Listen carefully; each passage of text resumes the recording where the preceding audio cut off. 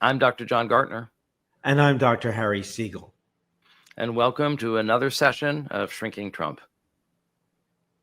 It's been a long week.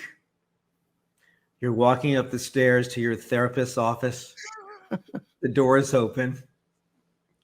You sit down in that nice comfy chair or on a couch like that. And here we are. You have two therapists for the price of one. John and I are both clinical psychologists. The price of none. Are both clinical psychologists. That's right, we're free. We're both clinical psychologists, and we're here to help you think about this week in Trump. That is, we review the politics of the week, but we do so while paying attention to what we consider to be the decline in Trump's cognitive functioning, which we've been talking about for more than 2 years and which is now on full display, even if the media and the political elites are not talking about it, at least not until they've begun to do so this week. And we also talk about Trump's personality disorder, something that's called malignant narcissism, which explains his preoccupation with his own greatness, his criminal behavior, his pathological lying, and his lack of empathy, and most importantly, his attraction to dominating through extortion and gathering as much power as he can get and exploiting the weaknesses in our democratic institutions. Right, John? Yes, that's a good summary. And we have been banging this drum about Trump's cognitive decline, as you say now, for years. And we keep wondering, because as he keeps deteriorating, right, we keep wondering, how low do we have to go before other people start commenting on it in the mainstream media? So this week, we have some good news to report. Several publications have begun to report on it. And so we're going to go into these articles in some depth because, after all, this is our bailiwick. This is the issue that we've been maybe most identified with. The political punditry, as you say, we're not the only ones commenting on the ways in which the institutions of democracy are being undermined. But we do have some unique skills and training in terms of clinical assessment. So we've seen the signs of dementia as clear as day. Other experts, we've had dozens of experts sign the petition or come on the show, consult with us. So we know that experts see this. And we also know that normal people see it. It's like the emperor's new clothes, except as the emperor has no brain. People recognize this cognitive decline. Some of them recognize it because they've had relatives who have gone through dementia or Alzheimer's or some other organic cognitive decline. So what we're going to talk about now are the articles that are starting to talk about it. Unfortunately, 2 of them are in England. And really in England and Ireland, they have been reporting on the story. So this is not a breakthrough, but we're going to get to that. But they're starting to follow it. So first, we're going to look at an article in the Daily Mirror. Donald Trump shows 2 key signs of cognitive decline, top psychologist says. Donald Trump has been accused of suffering from a cognitive decline by a leading psychologist, with the president's mental health having been under scrutiny in recent months. Harry Segal, oh, that's me, a senior lecturer in psychology at Cornell University, is the latest to comment on Trump's mental well-being, pointing out potential indicators of neurological aging. Speaking to The Guardian, Segal highlighted Trump's habit of veering off topic mid-conversation as a sign of him, quote, digressing without thinking. He'll just switch topics without self-regulation, without having a coherent narrative. Segal also noted Trump's propensity for confabulation, fabricating false memories or altering real ones. Explaining this behavior, Segal remarked, it's where he takes an idea or something that's happened and he adds it to things that have not happened. Concerns about Trump's neurological health have resurfaced with Dr. John Gartner, oh, that's me, suggesting that his motor skills might be declining rapidly, which he said might be a sign of dementia. Dr. Gartner's observations come amid rumors that Trump has been hiding a catheter under his pants and how his movements have appeared in public. On the Dean Obadala show, Dr. Gartner remarked, when we talk about deterioration from dementia, I was focusing on language because that's the thing we most observe, but also we see a deterioration in motor performance. Reflecting on Trump's physical abilities in the past, Dr. Gartner noted, we have found some of him doing athletic activities in the 80s. I have a film of him playing volleyball, diving to dig the ball, and popping up and hitting a high shot. He was very coordinated. And now, you know, he really does have trouble getting up the stairs. He does trip and fall. I hate to do a gotcha thing. Oh, he tripped on the stairs. But no, his gait is slow. He is falling. While not claiming that Trump definitely has dementia, well, actually we kind of are, Dr. Gartner provided additional insights to support the speculation about Trump's mental health as reported by the Mirror US.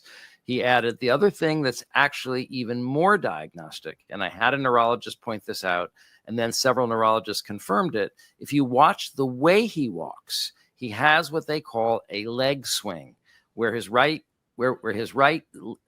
leg kind of swings in a semicircle like it's a dead weight, and it's just kind of swinging it around. It's very apparent in some tape but not so much in others. But the right leg is considered to be the right leg swing, is considered to be very diagnostic of a specific type of dementia, frontotemporal dementia. So actually, it's interesting. They talk about the two signs of dementia, and they're focusing on language, but now also on motor performance. And that's really important because when you do have dementia, you have deterioration in all those functions. Some are more visible to the public, like his language, but now it's starting to be visible in his motor performance. Wide-based gait, that was the term I was looking for that leg swing. That's the technical term. Interesting. And now there was another article. Actually, this is the one that I was interviewed for that was then quoted in the Mirror, which also quoted you. I think you're quoted in this one too. But we're not just reading stuff where we've been quoted, but we really want you to hear what's going out into the world as far as these issues are concerned. Right. Exactly. The Guardian. Donald Trump analysis. He has trouble completing a thought, quote unquote. Bizarre public appearances again cast doubt on Trump's mental acuity by Adam Gabbett. Over the weekend, Trump, during a meeting with the European Commission President, Ursula von der Leyen, abruptly switched from discussing immigration to say this. The only other thing I say to Europe, we will not allow a windmill to be built in the United States. They're killing us. They're killing the beauty of our scenery. Trump proceeded to speak nonstop and unprompted for 2 minutes about windmills, claiming without evidence that they drive whales loco and that wind energy kills the birds. The proportion of birds killed by turbines is tiny compared to the number killed by domestic cats and from flying into power lines. The abrupt change in conversations, these abrupt changes in conversation are an example of Trump, quote, digressing without thinking.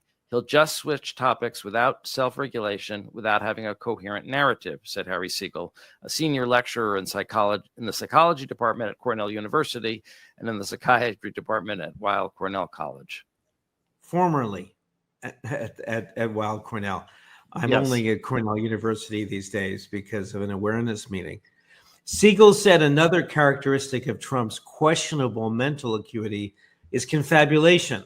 Quote, it's where he takes an idea or something that's happened and he adds to it things that have not happened.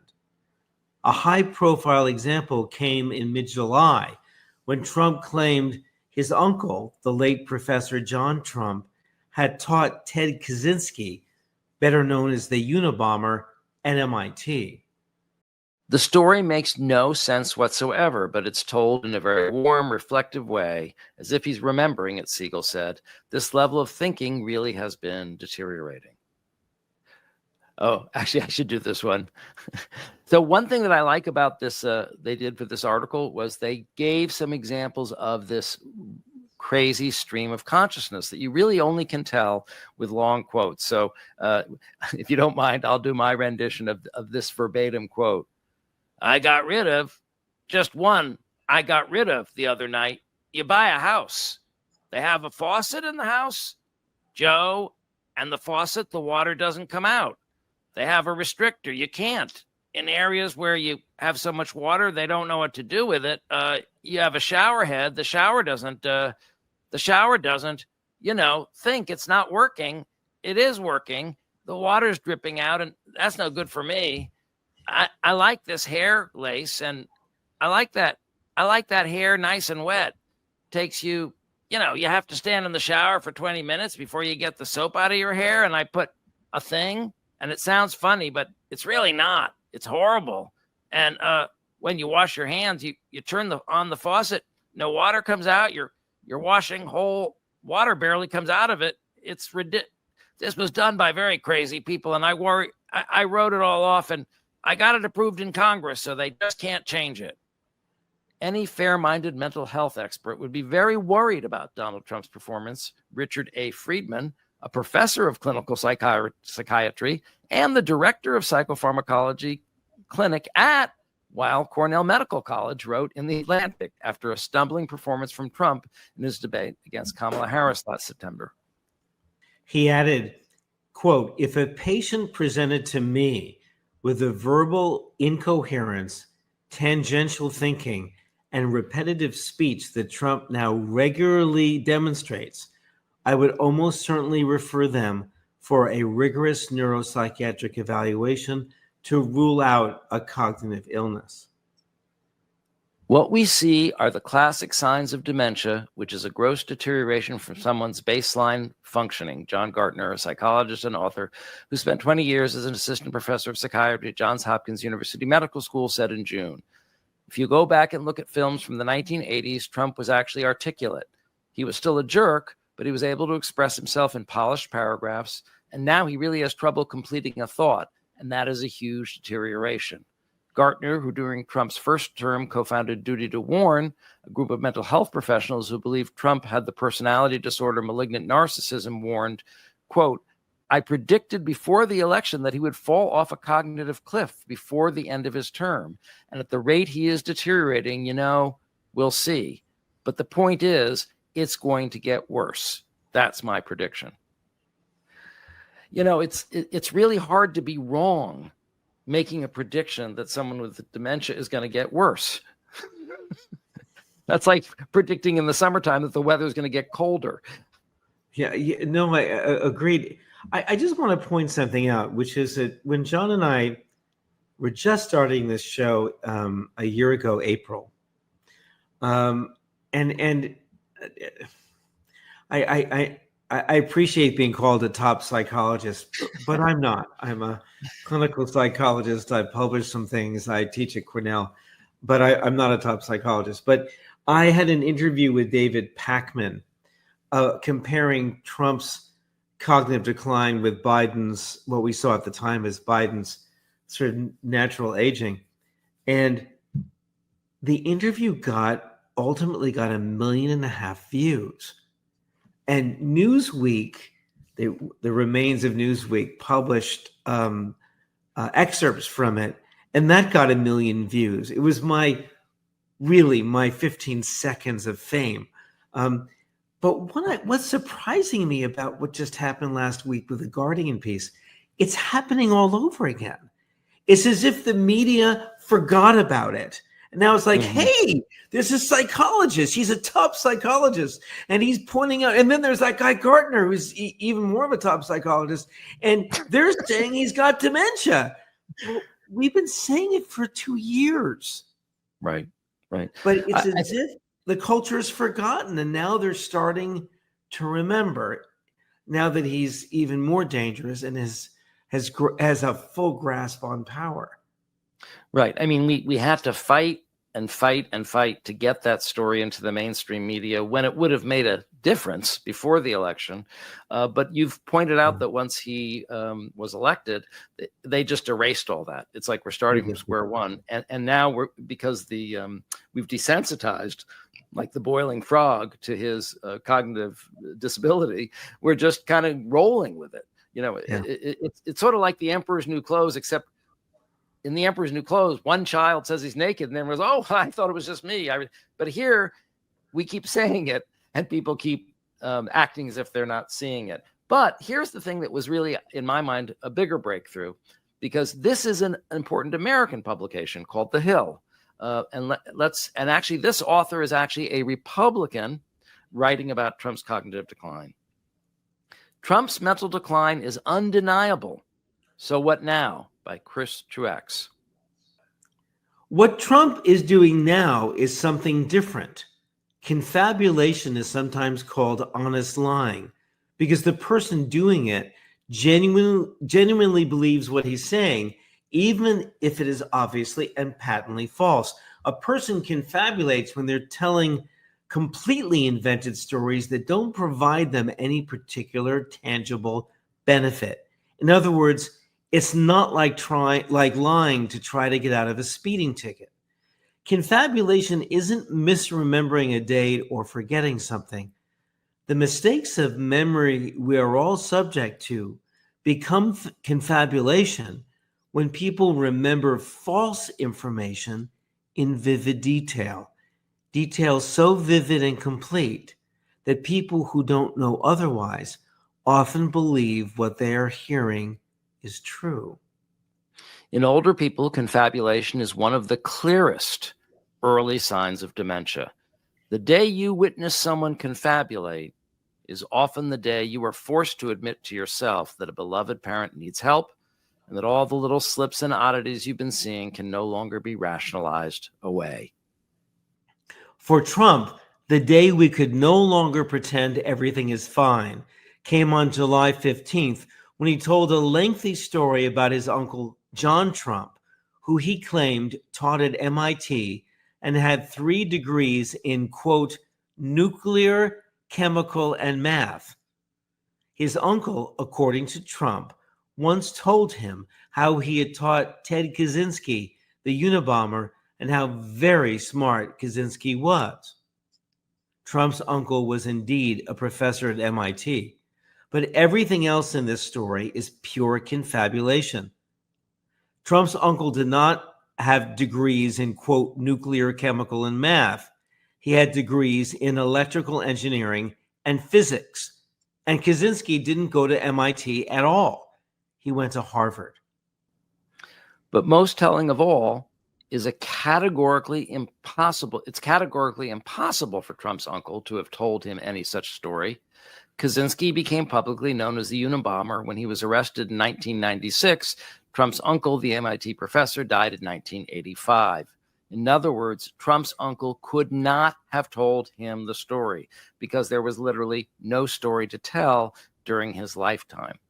Once you've seen that Donald Trump is confabulating, it cannot be unseen, and all sorts of other mildly disturbing incidents suddenly fall into place. If you aren't comfortable with labeling this as dementia, that's fine.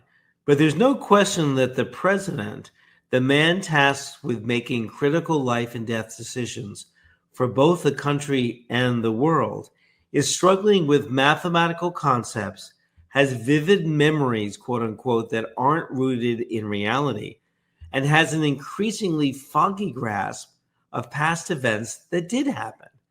That's not a medical diagnosis. These are facts we can see for ourselves. And we all know, even those of us who voted for Trump three times, that this cannot be allowed to continue. Harry, I think this article is a breakthrough. And maybe it needed to be written by a Republican. But I love the fact that he talks about, in the life of every family where somebody develops dementia, there's that moment, right, where you can't deny it any longer, right? You can't unsee what you've seen. And for us, it was that moment. The other thing that's so powerful and valuable about this article is it's introducing the public to the term confabulation. And in your interview with The Guardian, you also introduced the term confabulation. In other words, this isn't just like some kind of jokey thing, right? Like, oh, he's crazy, or oh, he's stupid, or, because he's telling some story about a shark or Hannibal Lecter. No, this is actually, if again, as Richard Friedman of the Cornell Weill Medical School said, if this was your relative, you would, on an emergent basis, bring them for a cognitive evaluation. But this kind of data is very disturbing. And in fact, confabulation is one of the early signs people see that make them realize, we're really dealing with a serious mental decline here. We're dealing with dementia. Well, and the way that I like to think of it, I know I described this last week, but let me just repeat it in a different way, which is with dementia, the ways in which we associate two ideas, because that's all we are, right? We are association machines. I think of something, I form the words, and I say it, right? Well, when you're suffering from dementia, some of that associative process is disrupted or impaired. So if Trump thinks about his uncle and MIT, that might be an association. But then, because he's suffering this impairment, the brain kind of fills it in with plausible or adjacent ideas, which aren't really true. And one thing that wasn't quoted in that article is that Trump said that his uncle said to him that Kaczynski was correcting other people in the room. Right, I remember that. And Trump looks at the camera and goes, there's a fine line between genius and madness. And what I would say is that confabulation is bringing Trump's awareness of his slippage even into the way that he's associating to the confabulated story that he just told as if it were true. Right. So some people have defined confabulation as remembering things that didn't happen. But we do that in our dreams all the time. Like our dreams are made up of events that haven't happened. And some people argue that confabulation is almost like dream work happening in the daytime, filling in the holes in the associative stream that the person with dementia is suffering from. Does that make sense? No, it makes perfect sense. And so, look, we're going to keep our eyes on this space, but his confabulation is going to show more and more and more. And the question is, will the press have the intellectual honesty to label it for what it is, the way this author did? We'll have to see. That's the hope. Oh, and by the way, somebody, this was on Twitter, Republicans against Trump asked Grok, artificial intelligence, if Trump was showing signs of dementia. And a lot of people called me about this tweet. It got 2.1 million views. Hey, Grok, is Donald Trump showing signs of dementia? Yes or no? And it says, both Trump and Biden exhibit age-related cognitive issues like gaffes and rambling. Trump signs, confabulation, tangential speech, and family dementia history suggest potential decline per experts like Gartner. Biden's were more publicly scrutinized, contributing to his 2024, I guess, continuous loss. So, artificial intelligence knows. And that's Elon Musk's AI, by the way, Grok. Right, exactly. So he'll have to fix that, I guess. No doubt. And speaking of, his sort of demented behavior, if you have a demented relative, right? My aunt called me about this. She said, you've got to put this in the show. Okay, so this is from my Aunt Linda, who's taking care of my demented uncle, my beloved demented uncle.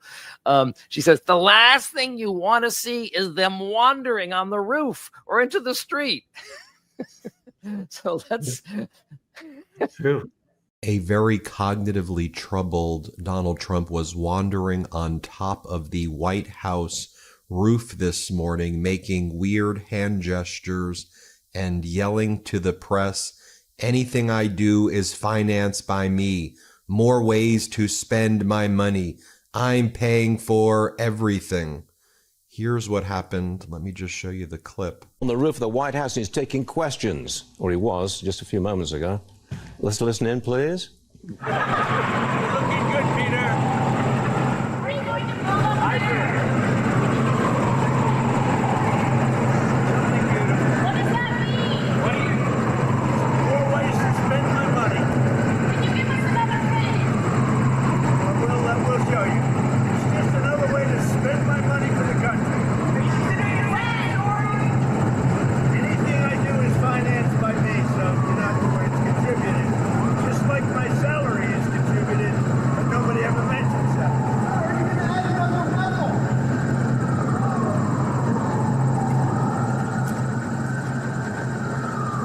a deeply disturbing moment indeed. He then called up CNBC and started ranting and raving like a lunatic. I'll show you that in a moment, but here's another angle right here of him on top of the roof. Here, play this clip. Ways to spend my money.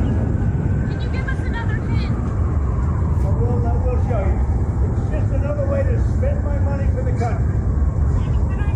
As our editor-in-chief Ron Filipkowski writes, there is a senile old man in orange makeup wandering around on the roof on the White House, making weird hand gestures and yelling out, "I finance everything. I pay for everything. It's me who pays for everything." Normal presidential behavior? No, it's not. Just wandering on the roof, babbling, making strange hand gestures. No one even knows what he's talking about. How low do we have to go before this breaks through? Anyway, so we've seen a crack in the dam. We weren't trying to be narcissistic by quoting other people who describe us as top psychologists. Actually, a few weeks ago, we were described as acclaimed psychologists. So I sort of feel like we're being demoted. But really, we're just the psychologists who screamed that the emperor was wearing no clothes. That's the type of psychologists we are. Yeah. All right. Well, moving on, we've talked about the Epstein cover-up. And indeed, it is going apace. And it's very, very disturbing. It's very disturbing because it's happening in plain sight. So first, we're going to show a little ABC News clip. I know, Harry, actually, you were very critical of this clip because they sound very flat and neutral when they're describing something that's actually quite shocking. It's just incredible. We had Lisa Rubin on tape the other week saying this is shocking. It's grossly unethical, and it's never been done before. Which is that the person who was interviewing Ghislaine Maxwell was not, a career prosecutor. It's the number 2 political appointment in the Justice Department, who's coming down there to talk to her. Also happens to be Trump's former personal lawyer. I would argue he still is basically functioning as Trump's personal lawyer, right? And so he goes there, and obviously Maxwell knows. She knows, right, that this is witness tampering in plain sight. She knows what they want is for her to exonerate their client, not to spill the beans, not to rat. Okay, she gets it. She gets it. She understands the game. She knows who she's dealing with, and she knows what they want from her, and she knows what's in her best interest. Okay, she's in prison. Okay, they control all the levers of power. If she gives them what they want, they will give her more favorable treatment. And indeed, that's exactly what happened. Exactly what happened. She's reportedly saying that Trump had nothing to do with it, and they immediately moved her from a maximum security prison to a summer camp minimum security prison that houses a bunch of celebrities. Let's hear about that. Now to the Jeffrey Epstein case, and tonight what sources are now telling ABC News about what Jeffrey Epstein's associate, Ghislaine Maxwell, said during her 2 days of recent meetings with the Justice Department, what she said about President Trump. And tonight the president has now been asked about what happened just days after that meeting. Ghislaine Maxwell was transferred from federal prison in Florida to a minimum security camp in Texas. Here's Aaron Katursky. Tonight, less than 2 weeks after the unusual meeting between the country's second highest law enforcement official and Jeffrey Epstein's co-conspirator, sources tell ABC News Ghislaine Maxwell said nothing in those 2 days that would harm President Trump. Maxwell, convicted of sex trafficking, is serving a 20-year prison sentence. And during this meeting with the Justice Department, sources familiar with its contents say she told Deputy Attorney General Todd Blanche, who until recently was Trump's personal attorney, that Trump did nothing in her presence that would have caused her concern. In the week and a half since that unusual meeting, Maxwell has been moved from a federal prison in Florida to a minimum security camp for women in Texas, a rare move for a convicted sex offender. Late today, President Trump was asked if he authorized transferring Maxwell from that prison to a minimum security camp with more favorable conditions, including fewer guards and limited fencing. Todd Blanche is one of the most highly respected people you'll ever meet. So I know this. I didn't discuss it with him, but anything he talked about with her, or the fact that he did that, not unusual, number one, and most importantly is something that would be totally above board. Tonight, sources also tell ABC News the Justice Department is now considering releasing a transcript of the 9-hour conversation during which her attorney said Maxwell was asked about 100 different people associated with Epstein. I asked Maxwell's attorney if she's simply telling the Justice Department what it wants to hear. Does she have an incentive to just tell the Deputy Attorney General what he wants to hear? No, because she wants to tell the truth. And tonight, David, the Republican-led House Oversight Committee is issuing subpoenas to the Justice Department, to former President Bill Clinton, and to other former government officials inquiring about the Epstein files, keeping alive a controversy President Trump has tried to end. I love the fact that they ask her, are you just telling the ahead. government what they want to hear? She goes, no, she just wants to tell the truth, because that's what's really been burdening her, Harry. She's wanted to get her truth out. Okay. Someone who's a notorious psychopath and liar and multiple sex abuser. She just wants to tell the truth. It's not that she's trying to better her conditions. I think it's really interesting the way that she protected Trump. There was nothing he did that I observed, right, that concerned me. That first of all, this is a woman who set up girls to be raped. So I'm not sure that any of his behavior would concern her. What would concern her, first of all, right? That's a good point. And second of all, it's a very careful, coached response, because of course, if someone comes forward and says, Trump raped me near Ghislaine Maxwell, she's in trouble, right? So she has to say, I didn't see anything that concerned me. Well, you can drive a truck through that sentence, right? So it gives the impression that Trump did nothing wrong without saying very much. Right. Implying that, of course, I didn't see anything that would be inappropriate. She's kind of using that sort of PC language when, as you say, actually what would concern her if he stopped doing it, right? Like, what's wrong? You didn't like the girl we supplied for you tonight? Is there a problem, Mr. Trump? Nothing concerned me about his behavior around me. Yeah, baby. It's like someone in the mafia after someone rubs out someone in the other gang saying, "Well, I'm sleeping like a baby. It doesn't concern me. I think he's behaving just the way he's supposed to." Nothing offended my moral sensibility. This is the most disgusting, blatant. It's more than unethical. It's really illegal. It's witness tampering. It's going on right in front of and that ABC News reporter.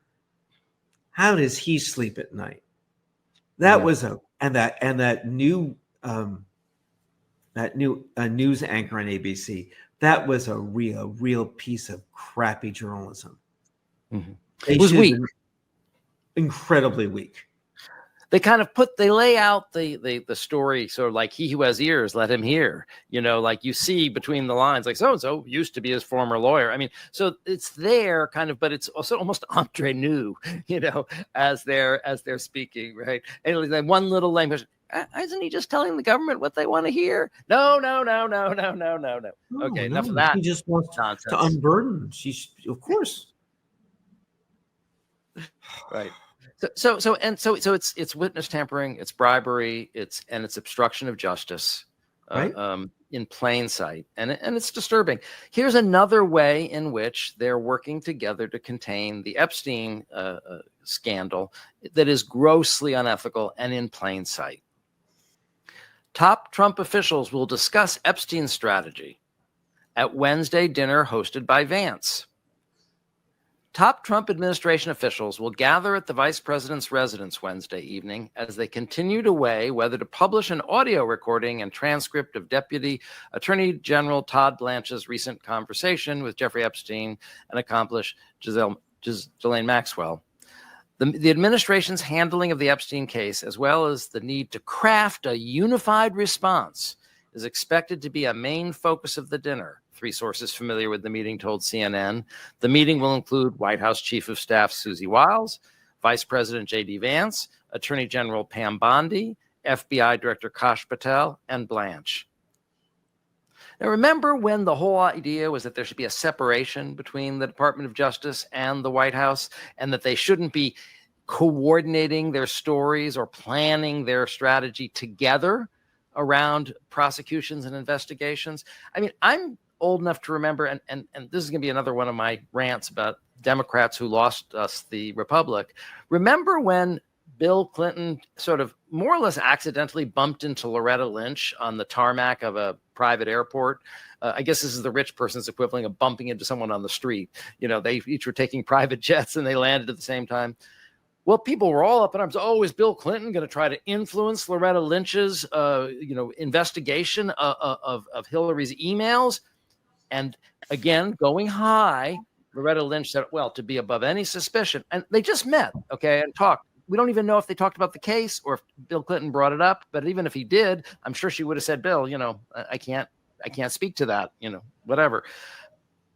She recused herself. And who did she put in charge then? James Comey. Okay. So she let go of control, of the case. We know that the email scandal was not a scandal. It was another one. It was like first they had the Benghazi hearings, right? And that was just to persecute her, right? Even Kevin McCarthy said that was just to bring her poll numbers down. And in the Benghazi hearings, they found out about the private email server. And then that became a story for a year. Even though she broke no laws, she didn't even break any regulations. It wasn't even against the regulations to have a private email server at that time. So I never even understood why it was a scandal or a story at all. Okay. But the Democrat who was appointed by a Democratic president to be the attorney general, ceded her authority to a Republican FBI director, who actually did use it as a partisan weapon. And then after he finally had announced that the investigation was over, remember, he reopened the investigation, right? A few days before the election. And everyone points to that as being the final nail in the coffin. If it hadn't been for that reopening of the investigation, Hillary Clinton would have become president. Well, if Loretta Lynch has stayed on top of this case, when they found, look, we've done the investigation, there's nothing here, it would have been dropped. It wouldn't have continued. But one thing to know about, people have asked, well, why did James Comey do that? Why did he reopen the investigation a few days before? His explanation is that there were several FBI agents in the New York office who felt they'd found new evidence, who were going to announce themselves that they were reopening the investigation. And so Comey felt, well, as the head of the FBI, I have to get in front of this. I have to be the one to announce it. I don't think it's coincidental that the head of counterterrorism in the New York FBI office has been caught working for Russia. They made very little about it. It was only in the papers for a little while. He was convicted of being an unregistered foreign agent. I love this. He was an unregistered foreign agent for Russia while he's the head of counterterrorism against Russia. So that's not just being an unregistered foreign agent. That's called being a double agent. No. So because Loretta Lynch let go of the steering wheel, we put the ball in charge. We put James Comey and the Russian-backed FBI agents in New York in charge of the Hillary Clinton investigation. There is a principle that I've quoted over and over again. Republicans abuse power and Democrats fail to use power. That she ceded her power. And if she hadn't, we would have had maybe 2 terms of President Hillary Clinton, and maybe we'd be under President Kane right now. Maybe. It certainly was a terrible blow to that campaign. And it should never have happened. Comey should never have made the first announcement. Right. And the second one was unforgivable. And John, you may be right that this double agent in the FBI was putting pressure on Comey to make another announcement just before the election. But we've been watching. No, it's been terrible. Keep going. I'm sorry. No, so a 15-minute chance encounter was enough for the Democrat to go high and say, "Oh no, I can't."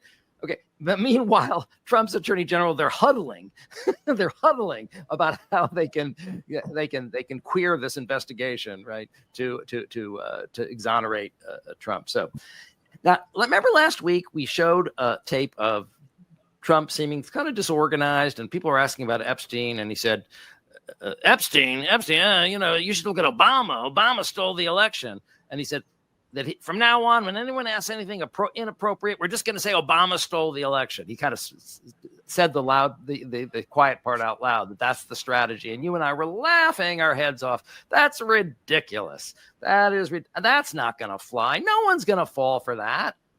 Well, we were wrong. Look at this headline. How Trump blunted the far-right furor over Epstein.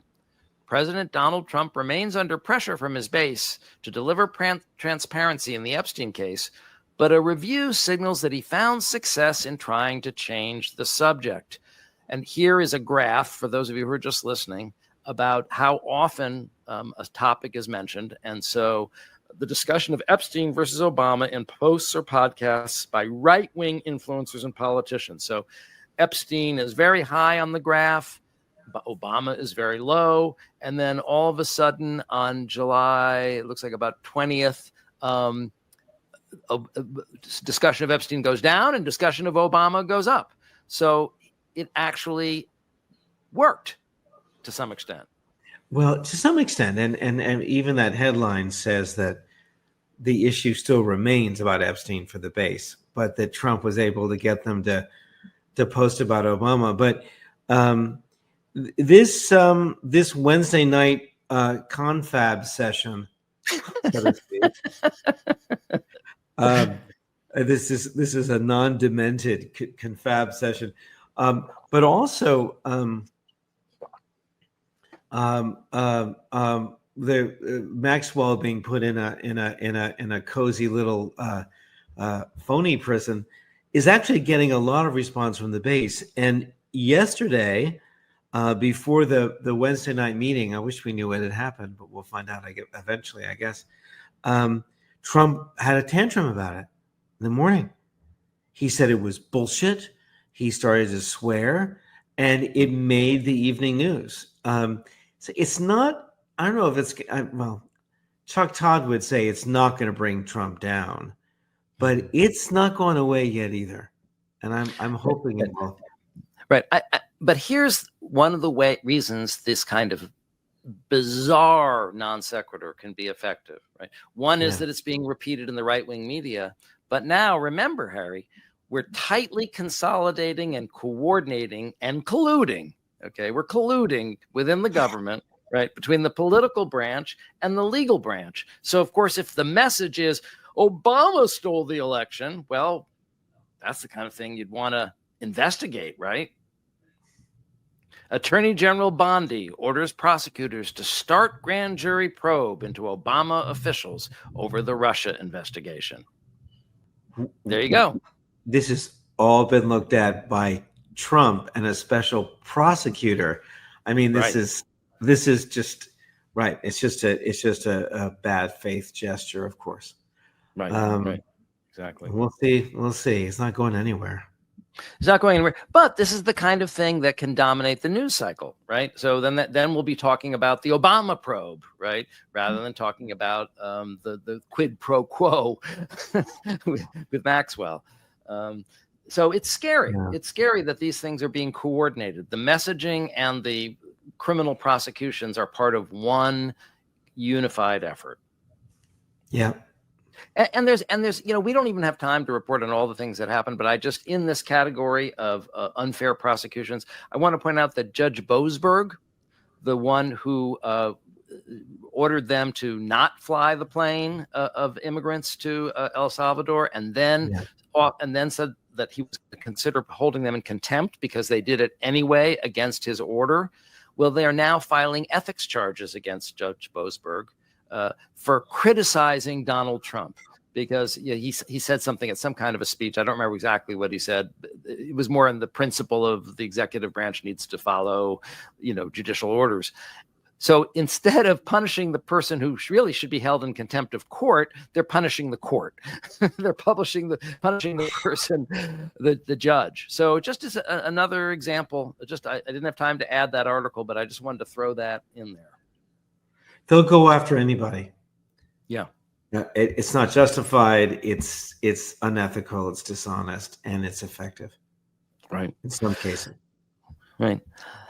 So I know I can sometimes be the prophet of doom, but here's a couple of people who are really talking about how bad things have gotten. People that I think we really respect. One is Rachel Maddow, and the other is M. Gessen.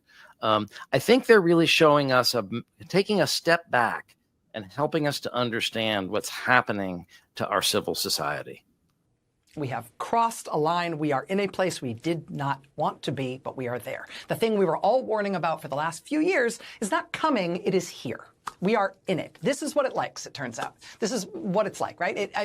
It's August, it's a Monday, every day the sun rises and the sun sets, and there are, sports and movies, and there are new hit songs, there are scandals here and there are crimes. There's everybody's personal quotient of family drama and health worries and money worries and falling in and out of love and in and out of faith. Life has not stopped, and none of our personal lives have stopped. But also, at the same time, life in the United States is profoundly changing, is profoundly different than it was even 6 months ago. Because we do now live in a country that has an authoritarian leader in charge. We have a consolidating dictatorship in our country. And it sounds melodramatic to say it, I know. But just go with that for a minute, right? Think in melodramatic terms. Think in cinematic terms. Imagine the cartoon-level caricature of what you think a dictatorship looks like. It's secret police, right? A massive, anonymous, unbadged, literally masked, totally unaccountable internal police force that apparently has infinite funding, but no identifiable leadership. And they act in ways designed to instill maximum fear and use maximum force. When you imagine an authoritarian country, right, what you imagine is masked secret police breaking people's car windows and snatching people off the streets and out of church parking lots and courtroom hallways and taking them away with no charges, no notice, no paperwork, no explanation, not letting them see lawyers, and then moving them secretly to what are effectively black site prisons, where they won't tell you who's there and where no one's allowed in to see what's going on. Right? And that kind of a cartoon caricature of an authoritarian country, the one you might have imagined in melodramatic and cinematic terms ever before we got here, you would expect, right, that you'd have a scapegoated minority group blamed for all things. In our case, immigrants. Wow. Yeah. So it kind of cuts her off there at the end. But yeah, she's talking about the demonization of immigrants as being another component of an authoritarian playbook. But, I think the thing is that her point is, look, it's not like it can happen here. It's not like it is happening here. She's saying it's happened here. That we have an authoritarian leader who is essentially consolidating his dictatorial powers. And that's the state. I don't mean to be depressing, but that's the state that we're at. Yes. Another perspective that's interesting is M. Gessen, who has lived through an authoritarian takeover of her country in Russia. She's noticing, actually, interestingly, some of the same psychological ways in which people cope, which is it's natural, it's human nature for people to normalize what's happening. We're entering the most dangerous phase of the Trump era, normalization. What I'm really trying to describe is this feeling that's really familiar to me from living in Russia. There would be this moment when you are just in total shock. That attempts to end birthright citizenship. And you just feel like you can't breathe. Plan to carry out mass layoffs within the federal government. And you can't go on. A grad student was detained by ICE agents. And then you can't. And suddenly it feels routine. So once you wrap your mind around people being deported to El Salvador, once the Trump administration starts deporting people to South Sudan, it's not that shocking. Once we know that the DHS is going into the international student system and revoking people's status, once the administration revokes the status of all international students coming to Harvard, we're kind of used to this idea. So if you remember the Trump travel ban, the first one came in January 2017, and this was against anybody coming from 7 predominantly Muslim countries. And people were so shocked by it, shocked by its clearly hateful, xenophobic nature, that people were out in the streets and at airports protesting. And as a result, I think courts acted very swiftly because there was such a robust public reaction. And then months later, there was Travel Ban 2.0, and fewer people paid attention. And then Travel Ban 3.0 actually cleared the courts, and almost no one noticed.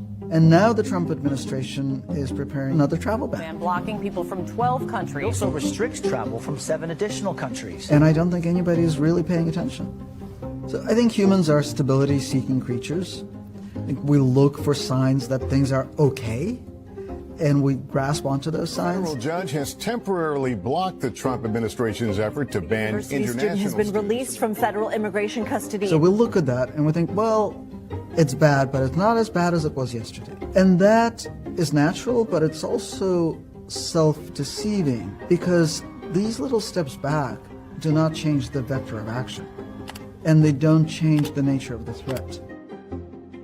I don't know that we can keep ourselves from normalizing things, because we're human. It's our core ability to cope and to survive. But I think we need to be aware of it. In Russia, inevitably, every few years, my journalist friends and I would sort of think back to what our possibilities were a few years earlier and realize we could have done so much more. And now that the space has closed in, we realize how much we didn't do. In this country right now, we still have so much room to move. That's not always going to be the case. It may not be the case a year from now. So we need to be taking up all the available space with what we can do now. So it's inspiring. Yeah. Isn't that amazing? And so psychologically sophisticated. That's really one of the reasons I wanted to show it. Is she's explaining, look, it's just human nature. It's just, this is how the brain works, right? We're stability-seeking creatures. We accommodate to things that shocked us because we have to survive. We have to go on, and that's how it happens. That's how it happens. But that's how it continues to slide. And and I think she makes a good point too about these little victories. In a way, we kind of maybe jump on them and smoke some opium. But the overall trend is still moving. The arc of history is bending towards injustice. Yes. No, I think that's right. I love the warning that we should all be making use of the time that we have now. Right. Because, Harry, a year from now, after we come to our settlement with the Trump administration, we're going to be changing the name of the show to Praising Trump. Hey, John. that or we're going to go to Maxwell's old prison. I don't mean to sound like a self-important hero, but never doing a show called Praising Trump. Not me. You say that now. You say that now, but wait till they threaten to take your house. I'll have left my house long before that, and they can keep it. All right. So now that's the bad news. We don't like to leave our audience suicidal.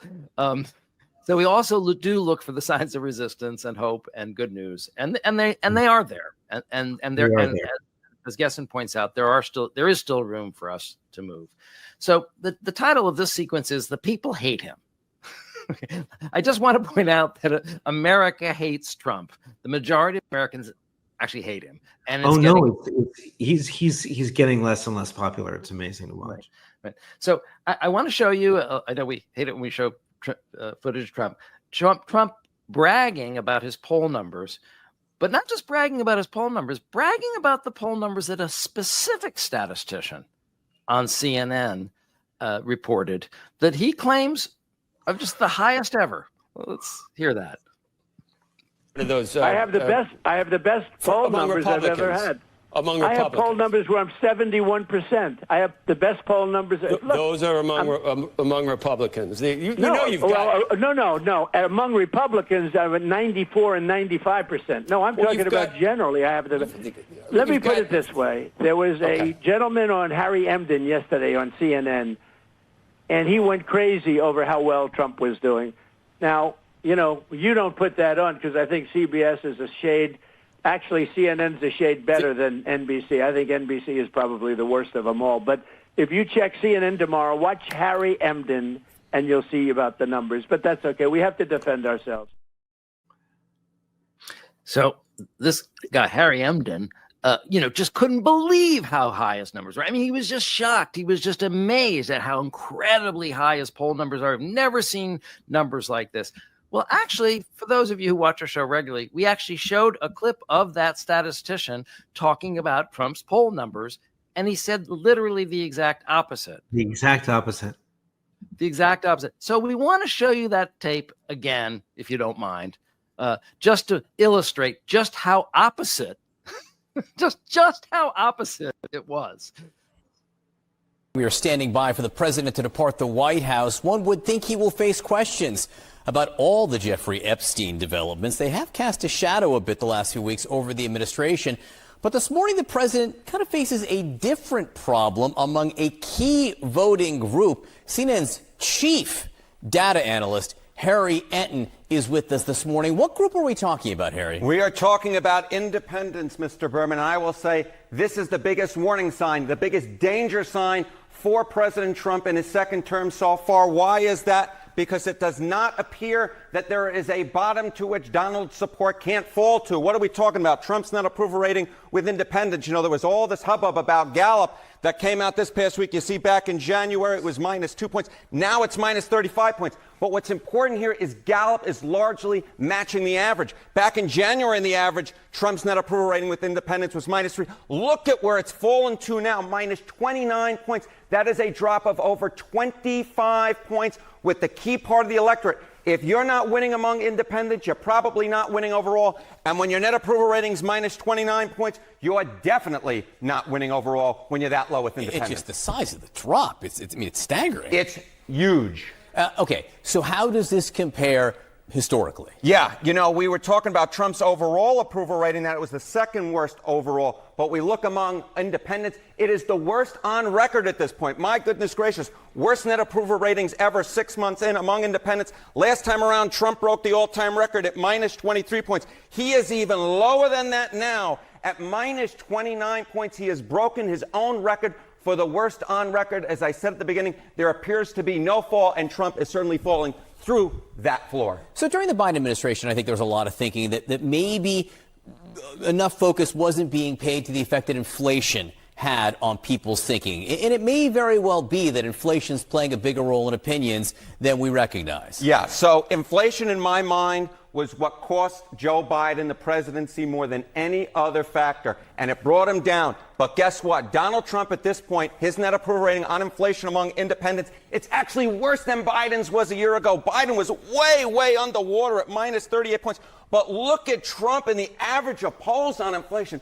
Oh, my goodness gracious, minus 45 points. I never thought I'd see the day, especially this early on in the Trump administration. The issue that in large part got him elected is at this point the issue more so than any other that is dragging him down. If this is what we have on midterm day come 2026, I can promise you this. The Republican majority in the House, you can wave adios amigos, goodbye to it, because Republicans, simply put, can't win with this number. I just had to show that again. I mean, literally, he can't. He's besides himself with how low Trump's poll numbers are.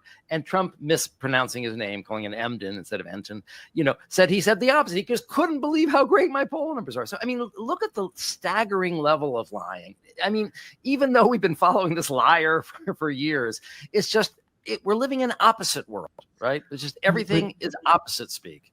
Doesn't it make you wonder that maybe Trump saw it and just didn't understand what was being said? I mean, why would he go out of his way to mention somebody by the wrong name? And also, notice that peculiar speech, that impoverished speech. Do you see on Harry Emden? He didn't even say CNN. He didn't say Harry. Yeah, that's a good point. On CNN, right? And he's just asserting the opposite. So I don't know. Right. Well, he's asserting the opposite. This is where I think we're talking about lying, not confabulating. And that's about, if you're a liar and a confabulator, right? How do we know whether you're just trying to deceive us or whether you're actually remembering something that didn't happen? It can be a little tricky. But, one of the things that the author pointed out in the Hill article is with confabulation, they're remembering something that didn't happen, and it really is no real benefit to them. You know what I mean? It's not like trying to lie to get out of a speeding ticket. His saying that Harry Enton said he had the best poll numbers ever is like lying to get out of a speeding ticket, because he said he had the worst poll numbers ever. I don't think he was upside down, when he saw the television and thought that Enton was saying he had the best poll numbers when he was saying he had the worst poll numbers. I think he's just lying. But it's funny, okay? It's funny, but the thing is that what's not funny, okay, is something else that happened this week, which is he fired this chief statistician, or the person who's the head of the Labor and Relations Board, right? Because they reported bad numbers for the economy. They reported that jobs, that there's a big slowdown in hiring. Unemployment is going up, which makes perfect sense. I mean, look, Harry, if you're going to fire half the people who work for the federal government, do you expect unemployment to go down? So unemployment has gone up, but here's the thing. He then fired her for giving bad news. And so now we're saying, how is he going to get away with all this? Well, he's going to put someone in charge who's going to say the economy is doing great, even when it's doing badly. And if it's not affecting you personally, right, then you may actually think the economy is doing great. There is no inflation. When there's inflation, there is no unemployment when there's unemployment. And so the attack on truth, right, is getting so deep and frightening. So the people hate him, even though he's lying about it. But at the same time, he's gaslighting us, and he's going to be using the federal government more and more and more to gaslight. Yeah, but if unemployment goes up, the country's going to feel it, and if inflation goes up, which cannot be controlled by low interest rates. We had inflation rising when interest rates were near zero, right? Mm-hmm. So, and all this tariff craze he's on, which is working when he can extort governments to come running to talk to him, but it's terrible for the world economy. It's terrible for our economic health. And we're already seeing the inflation rise. And that, if it does keep rising, Johnny's going to lose his base. He's not the 30% base, but he's going to lose his majority. Right. But they're going to do their level best. Right. It reminds me of the joke where the guy comes home and he sees his wife in bed with the golf pro having sex. And she says, "Look, who are you going to believe? Me or your lying eyes?" Well, let's hope that's the case, because you can lie about the economy, but if people don't feel it, the only reason why Putin's in power is because he controls everything, all the media, and he kills anyone who opposes him. So there's no polls, there's no strength, there's no population to push back, because they can't. If we get to that place with Trump, then it's all over. Yeah, but there's no shrinking Putin. But there's a middle. No way. But there's a middle place. There's a middle place when someone is gathering more and more power, and they can say, "There's no inflation. That's all Democratic lies." But man, people go to the grocery store, and if everything is twice as expensive, it doesn't matter what Trump says. These are saying this to be hopeful. What I'm saying is that this is the window of opportunity that he has to fail before he has all the power. Yeah, that's a good point. And he is failing with real people. Let's look at this footage from a town hall in, I forget what state this was in. But a Republican, they've warned Republican congressmen not to hold town halls. So you got to give this guy credit. He did it. He ran a town hall, but he didn't get the response he was looking for. I'm in a concert hall in Lincoln, Nebraska. A town hall with Representative Mike Flood just wrapped up. It was one of the most raucous political events I've ever witnessed. We didn't make it 2 minutes in before it was heckling and yelling and shouting, and it continued for an hour and a half. It's really the major opportunity that Republicans have to go home to their districts after having voted for Trump's big domestic policy agenda. If you choose not to work, you do not get free health care. I had never seen a crowd like that for a House member. The line of people to get in was wrapping all the way around the block and then around another block. People were really, really angry. Questions were about releasing the Epstein files. Why are you covering up the Epstein files? I am for the release of those records. About tariffs, about Medicaid cuts. Why did you cut SNAP and healthcare research? We do not have unlimited money in the United States. There was a chant of tax the rich in a 700-person auditorium. In fact, the chairman of the House Republican campaign arm early this year actually encouraged them not to do town halls for exactly this reason. It's mostly Democrats who come to voice their concerns. I truly believe this bill protects Medicaid for the future. We've seen them do teletown halls. The benefit of a teletown hall is you don't hear any booing because the caller just gets cut off after they ask the question. And so we've seen very few of these kinds of things. Representative Flood thinks it's an important part of the job. One person here called him a fascist to his face. You said in Seward that you were not a fascist.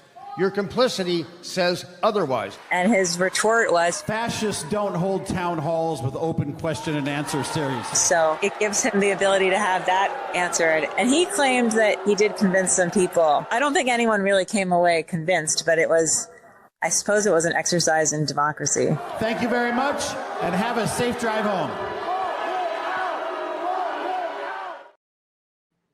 Look at that response. In Nebraska. In Nebraska. No, I do think so. The people are angry. And Flood was brave to go. That's right. Doesn't mean I don't want him voted out, but I'm glad he was brave enough to do But that. again, it's another indicator that people are angry. By the way, just a little side note. So the reporter on that story, Annie Carney, I've actually known her since she was in middle school. I mean, not very right? well, but her parents were once good friends of ours, me and my ex-wife. I remember them telling them stories about how she wanted to be a writer and how she was interested in politics, and she's their only child, and they were so proud of her. And so she wanted to write for a newspaper. And, she went to the Baltimore Sun. This is when she was in high school. She went to the Baltimore Sun. They said, well, yeah, you can be an intern, but no, you can't write here. And so she went to all these different newspapers and turned it down. Finally, there's actually a paper in Baltimore called The Afro-American. That's almost a century old. And she drove down to their office and she said, I really want to write for a newspaper. Could I write for you? And they all started, everyone in the room burst out laughing. She said, well, what are you laughing about? I said, well, we've been here for almost 100 years. You're the first white person that's asked to write for us. So I gave her a job. Wow. That was her first job in journalism. I've read her stuff for years. She's a wonderful reporter. She is. Always has been. And that's so great. You knew her when she was young. That's very funny. Right. But I just felt I had to get that story in there. So getting back to what you were saying about people are not going to forgive him for inflation. Let's hear what Chuck Todd had to say about that. Let me just set this up if I can for a moment. Sure. Chuck Todd was on the Bulwark with Tim Miller. I always had a problem with Chuck Todd on Meet the Press because he really couldn't do a tough interview. When he went up against people who were tough, he would fold. No. But he was a great explainer, and he was great at getting people to explain process. That's really where he started. And I really appreciated him on the Bulwark. And I'm only going to show you guys a minute or two, but he begins by saying that he thinks there's a good chance, John will laugh, but he thinks there's a good chance that the Supreme Court might say that Trump doesn't have the power to impose tariffs, because he claims some dubious claim of an emergency. He thinks the Supreme Court is going to say you can't do that, which means that Trump will have to have Congress, his majority in Congress, approve of all of his tariffs, which means that if that were to happen, that before the election, the Republicans would have to vote for tariffs, which means they're voting for more taxes, because that's what tariffs are. They're a tax on the population. And he claims if that were to happen, that's when you're going to see Trump start to fail and lose the support that he's had that's made him so powerful so far. So here's a bit of that clip of that interview with Chuck Todd on the Bulwark. A lot of these last voters, the voters that made the difference, the voters that decided to move those 7 swing states to the Republicans, to Trump, were voting because they didn't like this economy. So what's happened since? Things have gotten worse, not better. Everything he does with the economy makes it worse. And it was the core competency that voters thought, well, the one thing he did right was that. And when you take that away, I think that's the Jenga piece that's holding up the entire Trump tower, right? And now when you start doubting that, everything else you assume isn't any good either. And that's why I think this is that important of a moment for him politically. And it's possible, you know this, presidencies end a lot sooner than the term itself ends. Oh, yeah. Right? And, George W. Bush's presidency ended somewhere at the end of 2005. Yeah. The combination of Katrina, Terry Schiavo, and the Iraq War, right? The three of them together. Harriet Myers. Right, yeah. But it just sort of was too much. And that was it. Yeah. He was president. He presided for another 2 years, but he didn't really influence the conversation.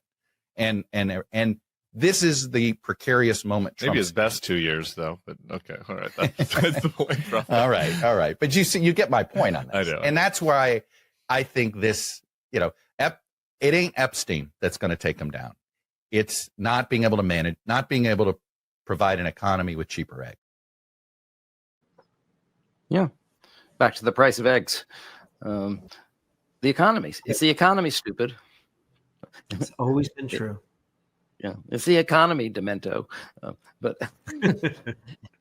but that's okay. But that's okay because you know what? The Bureau of Labor Statistics says we have a better economy than ever. Lower inflation, no unemployment, and thank you. Yes, you can thank me. Thank Trump. Thank Trump. That's what he's going to be saying. But, when you go to the supermarket, the prices are going to be higher. So look, there's a lot of room for hopium here. Okay. The theme of this section is that people are starting to turn against him. I'm glad we re-showed that clip about the independent voters, that he's crashed through the floor with independent voters. He was like -2 and now he's -35. And he's crashed through with the whole population on issues like immigration and handling of the economy, which were his strengths. Okay. Right. People are booing the Republicans at town halls. So it's all very hopeful in terms of the 2026 election. But we always put an asterisk, right? Though we're always saying, assuming we can have a free and fair election, right? These people are saying that somehow he's going to cancel elections. I don't believe that's going to happen. But let me tell you something that has been keeping me up at night for years, actually, which is the best way, I think, to steal an election, or one way to steal an election, is to control the software that counts the votes. You've probably never heard of this company, ESS, okay? But they make the software that counts the votes for about 75% of the country. So let me introduce you to this company and explain why I'm concerned. Republicans have a friend in the company that counts their votes.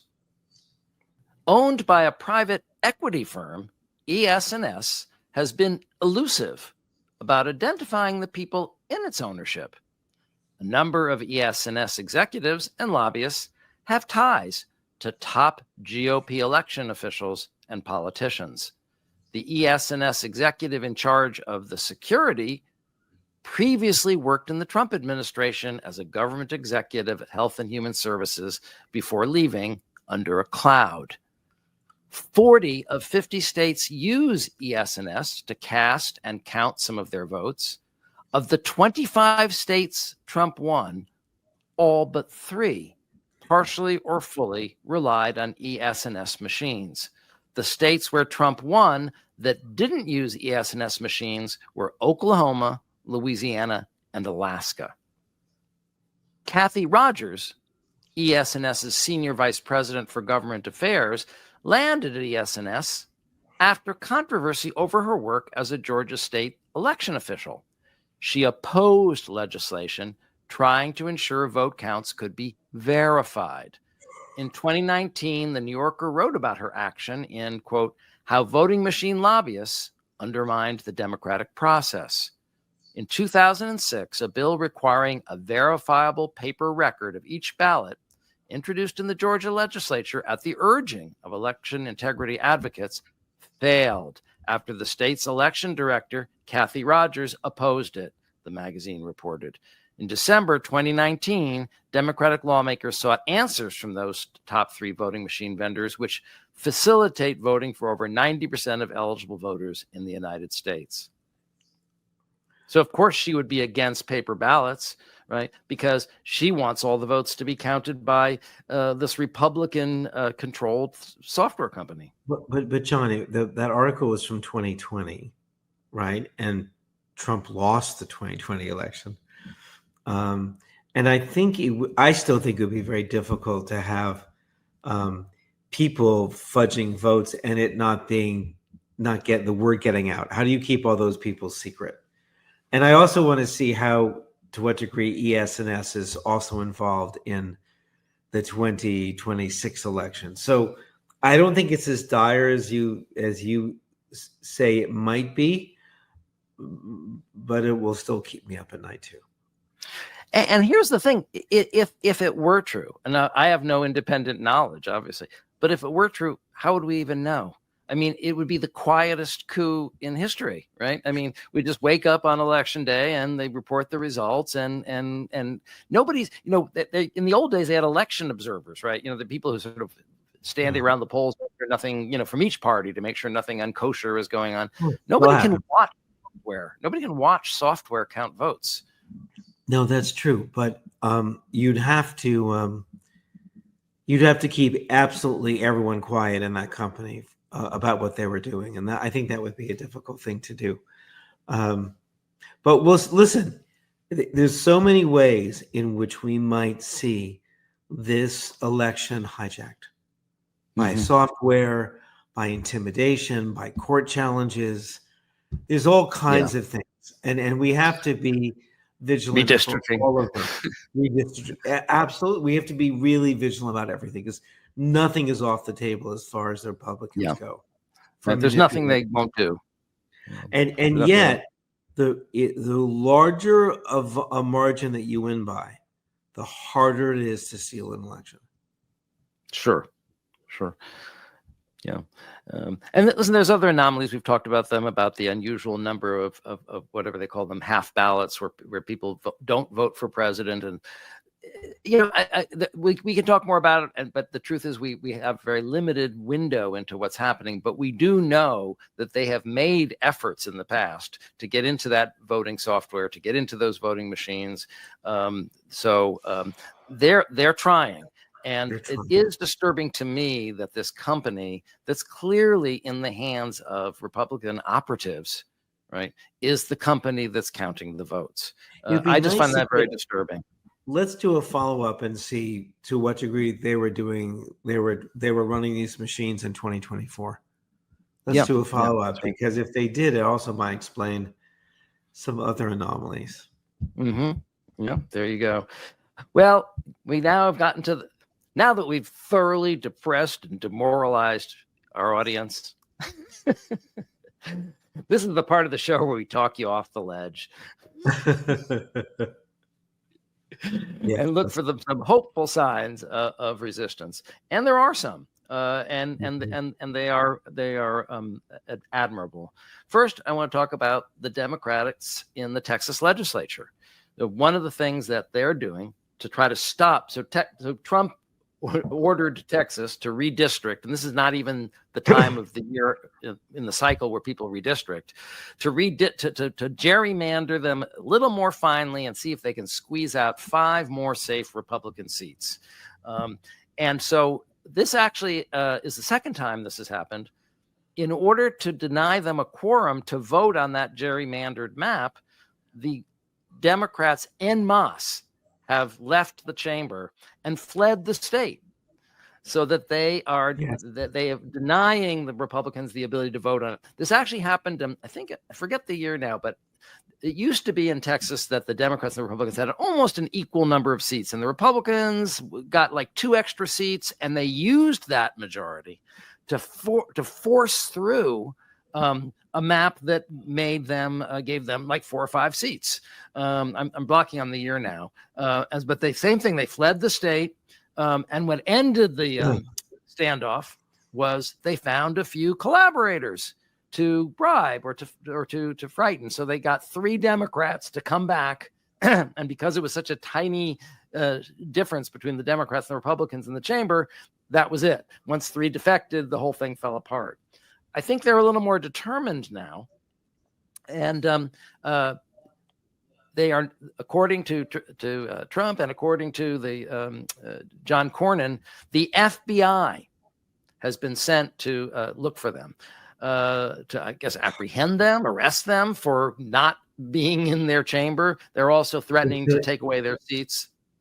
It's illegal. The FBI is not allowed to do that. They did not commit any crimes. This is an authoritarian move using the FBI as a secret police, or not so secret police, right? Exactly. It's completely illegal. Yeah, right, exactly. But I just wanted to show this one quick clip of one of the Texas congressmen describing why he needs to flee. Ramon Romero, your state representative, and y'all know what's going on right now. This is the fight that we're in. This is the fight that you're in. We didn't start this fight. Donald Trump started it. He asked the Texas legislature to get rid of your voice. So for me, I'm not going to do that. I'm not going to go to work to silence you. And there's going to be a lot of people, if that's what they're going to say. They ran away. They don't want to go do their job. If my job is taking away your right to have a vote that matters, I'm not going to do it. There's going to be other people that are going to go to the floor. It's not going to be me, and it's not going to be my colleagues, because we know what this means. This is the destruction of America and the destruction of value of our vote. So you see me? Look at here. Bye. I'm out, but I'm here for you. He's so cool. Yeah. Who is that guy? Let's vote for him nationally. Wow. Yeah. So this is a struggle that's going on right now. Of course, we also know that a lot of the Democratic governors are saying they're going to hit back and they're going to redistrict and re-gerrymander. And I hope they do if this passes. We have to fight fire with fire. We cannot allow this to passively allow this to happen. We have to fight it. No more. The other resistor of the week that I want to talk about is a woman who wanted to do something about ICE and the way it was treating people in her community. And Michelle Goldberg, who's one of my favorite columnists for the New York Times, wrote a column about her. So I'm going to read from that column. They saw their neighbors taken away by ICE. Then they made a plan. At first, Castillo was on her own with a megaphone. When she saw ICE vehicles in the streets, she followed them in her car, honking and shouting to warn people that they were coming. She started getting up before dawn to patrol her apartment complex. Then she contacted the National Day Laborer Organizing Network, which runs a nearby jobs center. Through it, she was plugged into a citywide network of people who are constantly tracking ICE's activities. We had people patrolling all over the city starting at 5:30 in the morning, said Ron Goges, a high school teacher and spokesman for one of the more radical organizations, Union del Barrio. When they find agents, he told me, quote, we get on the megaphone, we denounce the terrorists for being there, and then we inform the community in the immediate area that they are present. And then we say to the people, if you are documented, come out, come outside, join us, help us to defend your neighbor. So it's come to this, that citizens are forming neighborhood watch organizations to defend themselves against an invasion by the government of the United States. Yep. And I just want to show you one little video clip of an example of them harassing these ICE agents. Aquí anda la puta migra en el Dodge Durango con las placas de Oregon. That's your local ICE agent in that Dodge Durango with the Oregon license plate. Aquí anda la puta migra en el Dodge Durango con las placas de Oregon. Solo el pueblo salva al pueblo. There's your local ICE agent in that For Dodge those of you who are Durango with the listening, Oregon license he's plate. following a Aquí anda car la puta migra and narrating it with this bullhorn, warning everyone that they are is an unmarked ICE car in their neighborhood. Aquí anda la puta migra en el Dodge Durango con las placas. They're gonna arrest you for no reason. I have it on video. Everything's on video. He didn't do anything. There's your local ICE agent in that Dodge Durango in the Oregon license plate. Hi, I'm doing fine. I'm not doing anything. Yes, they got a little pissed off at her, right? Nice work. And you know, I really think it's come to this. We need to form these self-defense units. We need to form these community watches, and we need to defend our neighbors. Immigrants are our neighbors. I don't care what their documented status is. They're our neighbors, and we need to defend them if we're going to be a civil society. And, you know, I think what's so frightening and simple about what Trump and his administration are doing is they just do illegal things and wait for someone to try to stop them. Right. They just keep doing it. And now they have to be stopped at the microscopic level, right? With each cell has to, right? Each citizen, right, has to sort of participate in blocking these illegal activities. It's come down to that. It has. Well, Harry, I'm excited about our guest today, Dr. James Fishkin. You know, a lot of our viewers and a lot of people who randomly we talk to say, guys, can you give us some solutions? You know, you're telling us how bad the problem is. Can you tell us anything about solutions? Well, actually, the guest that we're having on now is I'll read his credentials in a moment, but he's the director of the Deliberative Democracy Lab at Stanford University. And they're trying to work on ways to depolarize people, to get people to be able to consider, to deliberate, to use their minds, to think about issues in ways that can help them get to yes or consensus. I'm sure I'm doing a terrible job of explaining his research. I'm going to let him explain it in a minute, but I just wanted to let people know this is someone who is proposing some way in which we can maybe reverse these frightening trends of hyperpolarization that we've been looking at and dealing with. So Dr. James Fishkin holds the Janet P. Peake Chair in International Communications at Stanford University, where he is a professor of communication, professor of political science, and a senior fellow of the Freeman Spogli Institute for International Studies and director of the Deliberative Democracy Lab, which is what we'll be talking about. He's also a fellow of the American Academy of the Arts and Sciences, a Guggenheim Fellow, a fellow of the Center for Advanced Study in Behavioral Sciences. Well, he's quite a fellow. His work focuses on deliberative polling. So let's keep that phrase in mind as one phrase, deliberative polling, a process of deliberative public consultation that has been conducted more than 150 times around the world. And he's the author of Democracy When People Are Thinking by Oxford University Press in 2020, and his new book, Can Deliberation Cure the Ills of Democracy? And let me just add his credentials. Professor Fishkin earned his BA in political science, I believe, from Yale, where he also earned a doctorate in political science and a doctorate in philosophy from Cambridge. So he is more than well qualified to take the long view, both practically, that is, how can we think about changes in political awareness and culture, but also he has the historical and philosophical depth that we so badly need. Thank you, Dr. Fishkin, for joining us. How are you? Well, thank you for this twofold introduction. I'd like to meet that guy. Well, apparently he's several fellows at once. So he's in several places where you might run into him. Right. So tell us, our audience and even we don't really have a clear understanding of what deliberative democracy is. And yet it's something you've been studying now for many years. It has roots that go back to ancient Greece, as I understand it. Help us understand what it is. And then, of course, your research and how it can help.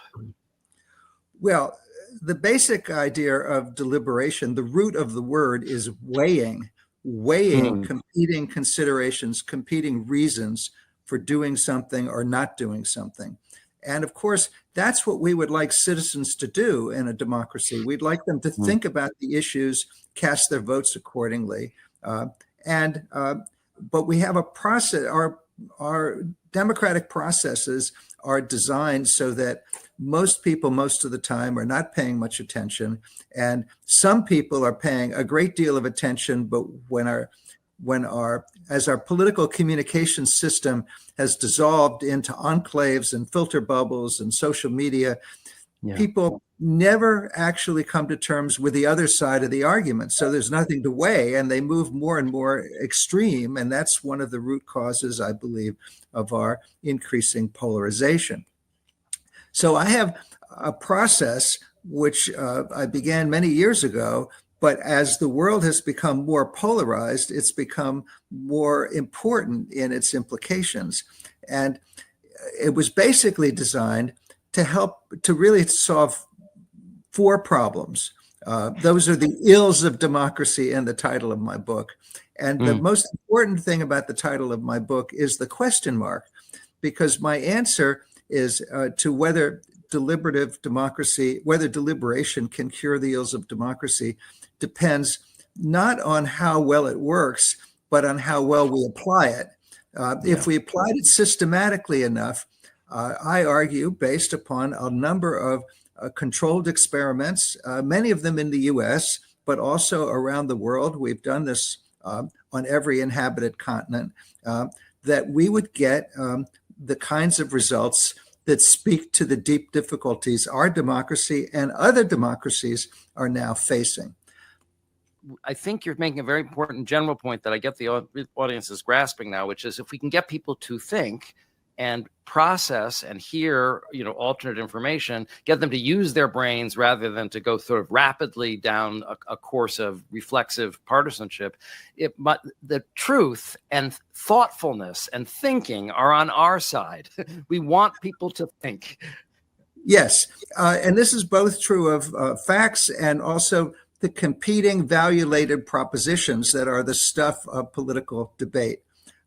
And if you only hear one side, and if you're also being fed untruths or propaganda and some of the disinformation intentionally, you may not ever come to terms with the other side. And so the basic presumption of a liberal democratic society, nicely sketched in Mill's famous argument on liberty, that falsehoods should be tolerated because they would be self-correcting, no longer works if people are in their enclaves and never hear the corrections.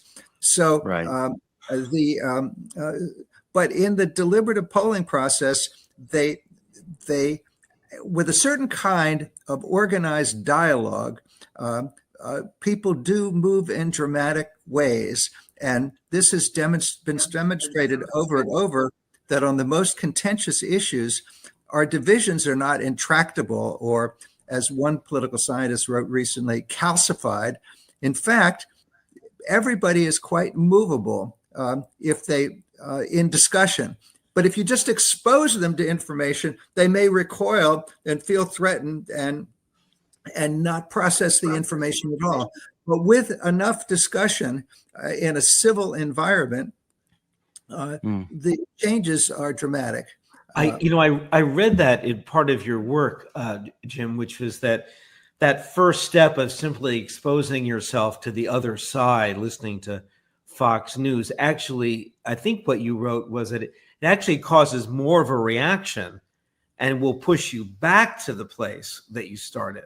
So that it's really a 2-step process. Is that right? Yes, you need the discussion. We've done controlled experiments also where we just exposed people to information and it didn't have any effect on, if it's very partisan information, people would recoil.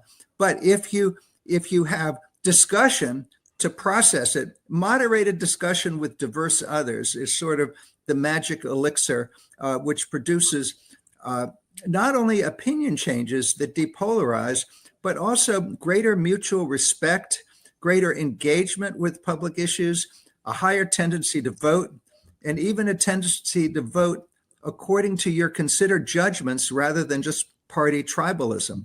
And these are all basic problems facing democracy. So it's the discussion that is the magic process, but it has to be civil, evidence-based, and it has to last long enough for people to process the information and understand the views of other people who are very different from themselves. So you need a certain kind of environment to get them to do that. Well, this is sort of reminding me of marital therapy, actually, in a way. But well, I never went to anything therapy about that. I have a happy marriage. I've never been to therapy for that. But. Okay, so yes, so you couldn't say.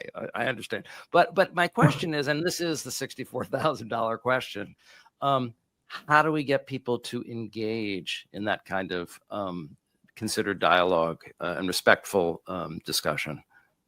Well, first of all, I've got two plans.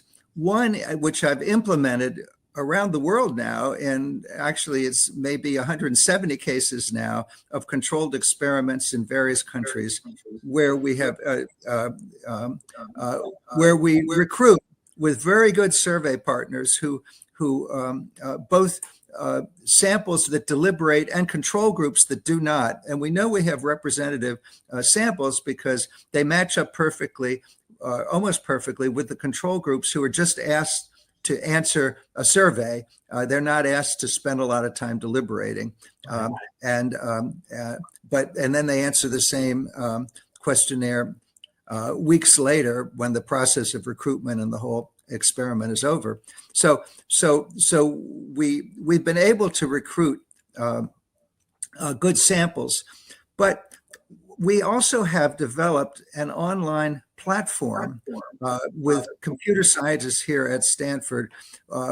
We haven't come up with a great name for it, so it's just called the Stanford Online Deliberation Platform. I wanted to name it Alice after my associate Alice Hsu, whose voice has all the commands on the platform. It's AI assisted, but what it does is it conducts the deliberations in every small group of 10.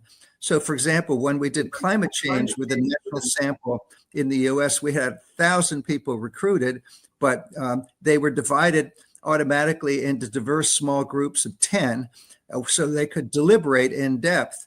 And it manages the queue for discussion. It intervenes if people are uncivil. It moves the dialogue through the and a prepared agenda of proposals and pros and cons that people can consider. And it times the discussions so that they move through the whole agenda. And it guides the people in clarifying the key questions they want to ask competing experts in plenary sessions. It does all the things that the human moderators do. And we've tested it against the human moderators, and we get essentially the same results. So now we're proposing to scale it because we're now spreading deliberation in the schools with this platform. And, okay. And we are proposing, we see lots of opportunities because it cuts the cost of deliberative processes. If you want a state or a country to deliberate together, you don't have to pay the transportation to bring them together, but you don't have to pay you don't have to recruit moderators either. So if imagine it's designed so that we could apply it to millions of people instead of hundreds or thousands of people. And that's my aspiration, is to scale the deliberations to the broader public, because then all these excellent effects, byproducts of deliberation would cure some of our difficulties. But it was the whole process, whether in the deliberative poll, was designed to help us assess the will of the people. Fundamentally, democracy is about connecting the will of the people with what's actually done. And because we're propagandized in so many ways, and people are divided into their enclaves or filter bubbles, it's very hard even to assess what the public really would want, except through a process like this. But if we can spread the process over time, I've discovered this very dramatic depolarization of our differences. And that includes affective polarization, as well as, that is, the dislike we have for the other party, as well as the substance on the issues. And it's actually the people who take the most extreme positions, to my amazement, who move the most, because they're the ones who never considered the other side. They're the ones who are most firmly entrenched in their positions, whatever they are. And so we've had projects, and CNN documented one of these. We've had projects where they start out yelling at each other and they end up hugging each other, the people on the other side of the divide.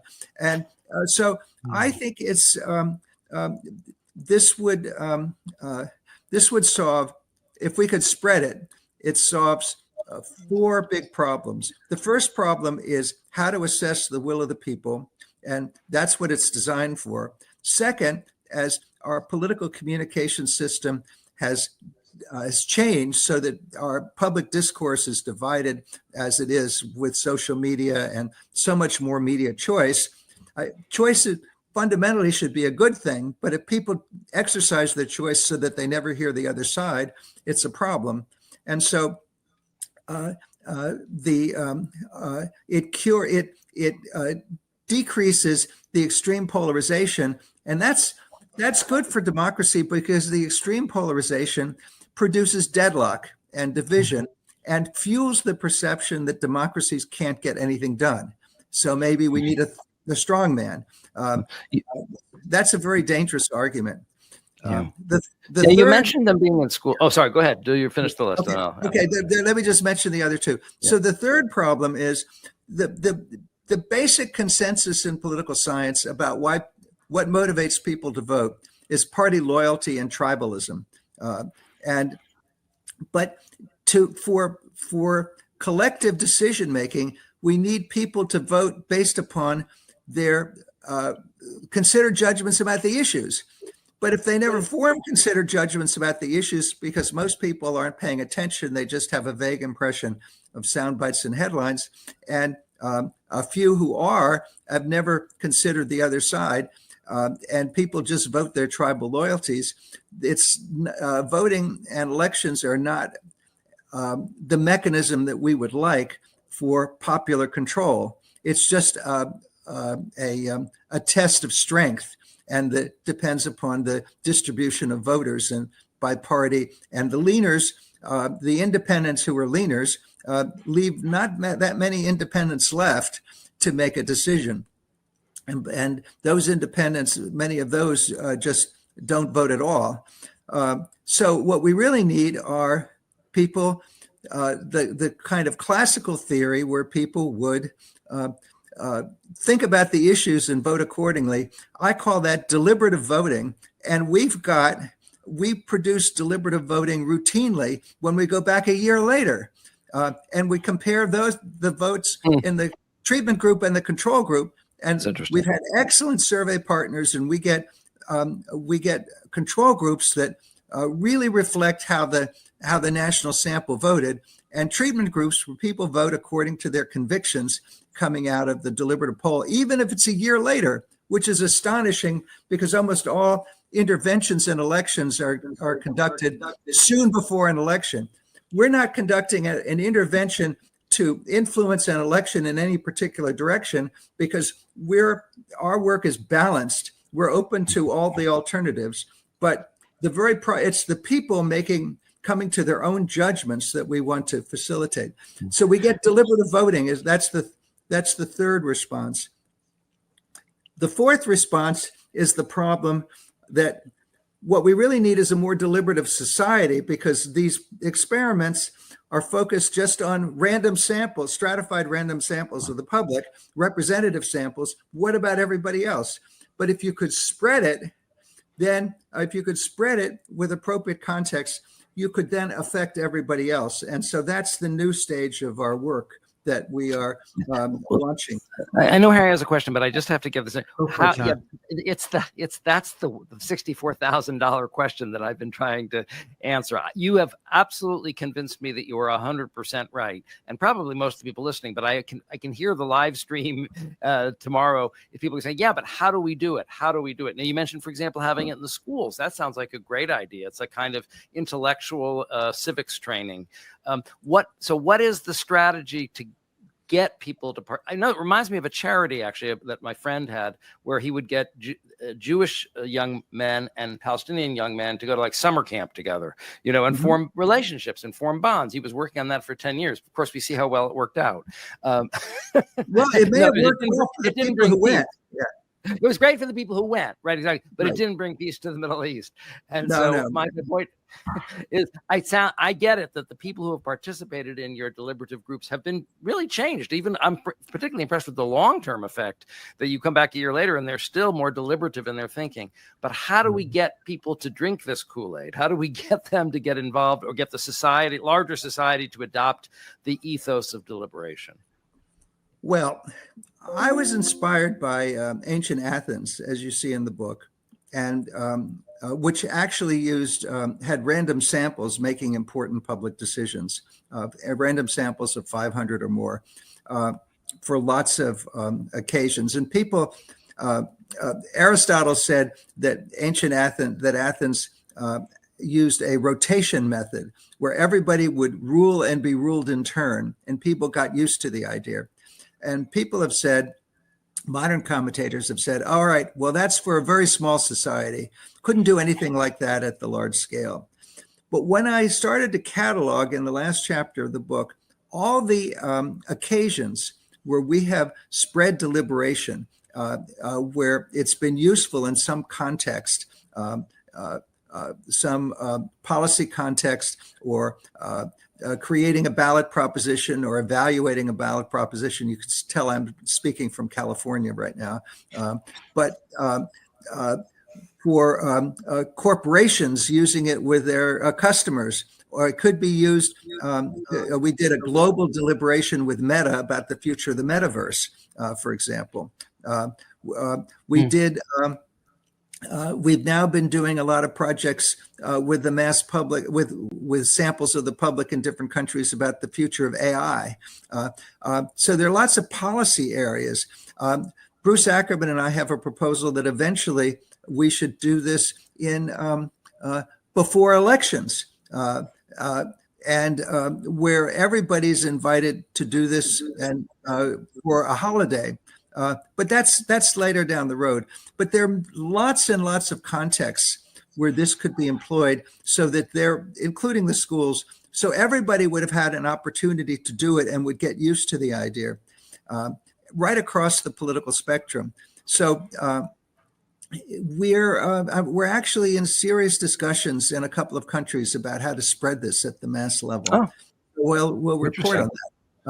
But I can't identify the countries yet because nothing is public. But the technology is the secret, because the technology makes it a lot cheaper to do and to implement diverse dialogues across difference with people understanding each other in depth, with results that are comparable to a face-to-face deliberative poll. So when you first told me about it before the AI, I was thinking what the world needed was all of these TA sections of a political science course. But you've circumvented that with an AI voice. It sounds like that can, as you say, can do the work as well as a human moderator. My God, your upscaling potential is enormous. Yes, because one of the other things that we discovered is that when people do this, they love it, and then they want their friends to do it, their family to do it. And so while we would never allow people to recruit their families and friends to a stratified random sample for a representative deliberative poll, for scaling, it's perfect. So we've got all kinds of elaborate plans for building the participation virally across the political spectrum. And we've never had any trouble getting conservatives, progressives to participate because everybody thinks they're right. And when they have firm convictions, they want to convince others. So we've, as long as they're assured that they get to speak and in a context where they'll be listened to, they're very happy to participate.